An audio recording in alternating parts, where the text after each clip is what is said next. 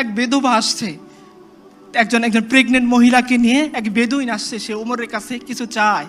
তারও আস্তে আস্তে রাত হয়ে গেছে, সে তাঁবুর মধ্যে অপেক্ষা করতেছে, আর ওদিকে তার স্ত্রীর প্রসব বেদনা শুরু হয়ে গেছে। কাঁদতেছে এই বেদুইন বসে, এখন সে কি করবে? একা তো তার কিছু করার নাই। এই মহিলাকে সে কিভাবে সামলাবে, কিভাবে যাবে ওইখান থেকে মদিনার কাছে যাবে? ওমরের কাছে ধরা পড়ছে। ওমরের কাছে ধরা পড়ছে। ওমর বলছে, তোমার কি হয়েছে? বেদুইন বলছে, তুমি সরো এখান থেকে, তুমি পুরুষ মানুষ, তুমি কি করতে পারবো আমাকে এই মুহূর্তে?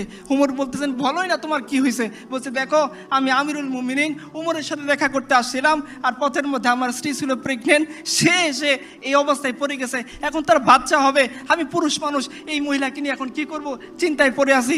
ওমর একটু ওয়েট করলেন না, তিনি তার স্ত্রী উম্মে কুলসুমের কাছে গিয়ে বলতেছেন, হে উম্মে কুলসুম, তোমাকে আল্লাহ একটা সুযোগ দিয়েছেন, তুমি সেটা অ্যাকসেপ্ট করবা কিনা? বলছে, কি সুযোগ? বলছে, তোমাকে আল্লাহ সুযোগ দিয়েছে সব কামে করার এক বেদুইন আমি দেখে আসলাম, সে তার স্ত্রী নিয়ে, গর্ভধারিণী স্ত্রী, তার ব্যথা শুরু হয়ে গেছে, এই মুহূর্তে তাকে দেখার মতো কেউ নাই, আমিও পুরুষ মানুষ, তাকে কিছু করতে পারবো না, তোমাকে আল্লাহ সুযোগ দিয়েছেন, চলো আমরা যাকে ফার্স্ট লেডি বলি, সে আমিরুল মুমিনিন ওমরের স্ত্রী, তিনি চলে গেলেন বাচ্চা হওয়ার জন্য যে সমস্ত ইকুইপমেন্টস লাগে সেগুলো নিয়ে, আর উমর আটার বস্তা নিয়ে দুইজন রওনা হলেন। তার গোলাম ওই দিনও তাকে বাদশা দিলেন। উমর বললেন, না না না, যে দায়িত্ব আমাকে দিছে সেই দায়িত্বের বোঝা আমি তোমাকে দেওয়াইতে চাই না। এই উমর আমিরুল মুমিনিন, তার স্ত্রী চলে গেলেন সেই মহিলার কাছে, তিনি মহিলার কাছে তার স্ত্রীকে পাঠাই দিলেন, আর নিজে আমিরুল মুমিনিন উমর রাদিয়াল্লাহু আনহু তিনি খাবার রান্না করতে বসে গেলেন। একটু পর যখন বাচ্চা হইল, ওইখান থেকে বেদুইনের সামনে উমরের স্ত্রী ভিতর থেকে ঘোষণা দিল, হ্যাঁ আমিরুল মুমিনিন, বেদুইনকে বললেন তার ছেলে হয়েছে। বেদুইন এতক্ষণ উমরের পাশে বসেছিল, একটু পরে সে সরে গেল।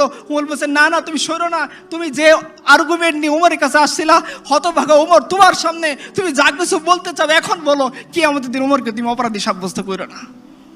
আপনারা সিদ্ধান্ত নেন, আপনারা কোন ধরনের জীবন বিধান চান? যে জীবন বিধান একজন শাসককে একজন শাসিতের পায়ের কাছে এনে দেয়, যে জীবন বিধান একজন শাসককে বিচারের কাঠগড়ায় দাঁড় করায় দেয়, যে জীবন বিধান একজন শাসককে উটের বস্তা, আটার বস্তা কাঁধে করে জনগণের কাছে পৌঁছে দিতে বাধ্য করে, সেই জীবন ব্যবস্থা না ওই জীবন ব্যবস্থা যারা মানুষের ভোট ডাকাতি করে, যারা মানুষের টাকা ডাকাতি করে, যারা মানুষের অর্থ ছিনতাই করে, জীবন যৌবনকে বিপর্যস্ত করে, লাখ লাখ যুবককে বেকার করে, লাখ লাখ মানুষের স্বাধীনতা হরণ করে, যারা বিদেশে গিয়ে ফুর্তি করে, ফষ্টি নষ্ট করে, তাদের জীবন ব্যবস্থা আপনারা সিদ্ধান্ত নেন। এটা আপনাদের সিদ্ধান্ত, আমি কিছুই বলবো না।